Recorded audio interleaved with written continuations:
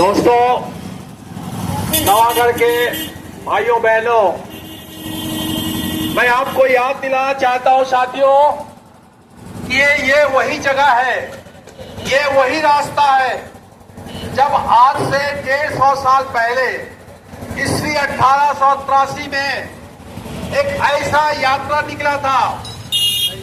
वो यात्रा किसी के व्यक्तिगत हित के लिए नहीं था, बल्कि उस समय के धर्म और कानून ने जो बंदिश लगा रखा था कि आम आदमी जो है अपने शरीर में कपड़ा ठीक से नहीं पहन सकेगा, सिर में पगड़ी नहीं डाल सकता, घोड़ा में नहीं बैठ सकता, बहू बेटी को डोला में नहीं बैठा सकता। ये कानून धर्म को चैलेंज करने वाले हमारे सत्ताम आंदोलन के मुखिया भुजबल महंत साहब, जो नवलपुर के रहने वाले थे, उन्होंने चैलेंज को स्वीकार किया और यहां से हजारों की संख्या में चिहुला मुंगेली जाकर के हमारी बहू बेटी को डोला में बैठाया, घोड़ा में सवार हुआ, पगड़ी पहन के यात्रा हुआ। मैं आपको याद दिलाने के लिए ज्यादा समय नहीं साथियों, मैं चाहता हूं कि आप उस इतिहास को, विरासत को याद कीजिए, जिस विरासत को हमारे पुरखों ने, हमारे बुजुर्गों ने लड़ा है। और आज आपको याद दिला दूं, वही खतरा फिर सामने आ गया है। वही देश में ऐसी ताकत, ऐसे मनुवादी फासिस्टों का आतंक मचा रखा है कि अब आप जो है देश के नागरिक नहीं होंगे, बल्कि देश के हाँ में हाँ मिलाने वाले हुकुम बरदार नागरिक होंगे, वजह होंगे। इसलिए ऐसे सरकार को, ऐसे देश चलाने वाले हुकूमत को हमको हराना पड़ेगा। अगर नहीं हराएंगे कोई भुजबल महंत साहब जो लड़ाई लड़ा है, उस लड़ाई को हम कंधे में डालेंगे। इसलिए मैं नवागढ़ यहाँ को लोगों को, नवागढ़ जो है हमारे छत्तीसगढ़ का हृदय स्थल है। आपको मालूम है कि छत्तीसगढ़ में जितने लोग रहे हैं उसमें नवागढ़ को राज घराना रहा है। इस राज घराने के अंदर में 14 सत्ताम लड़ाई हुआ था।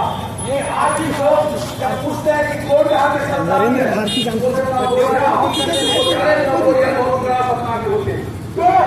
क्योंकि सत्तावियों ने एक लड़ाई लड़के इतिहास बनाया है।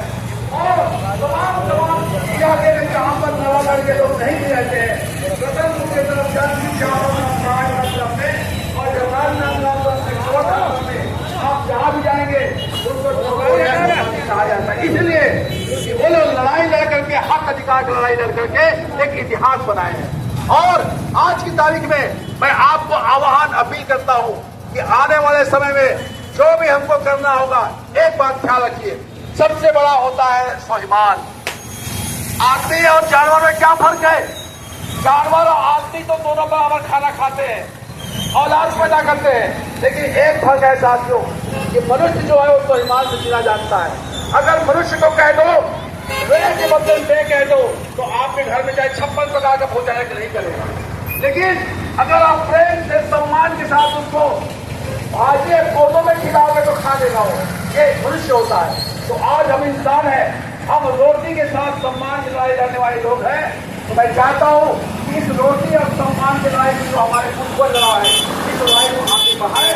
और समय ज्यादा नहीं, माफी चाहूंगा, हम लोगों को मुंगेली 2 बजे पहुंचना था, लेकिन समय हो गया है, इसलिए और भी साथी हैं बोलने वाले। लेकिन मैं यहाँ के तमाम लोगों से अपील और प्रार्थना करूंगा कि आने वाले समय में इस CSS के मूवमेंट से, मिशन से जुड़िए और इस आंदोलन को सफलता के मंजिल तक पहुंचाइए।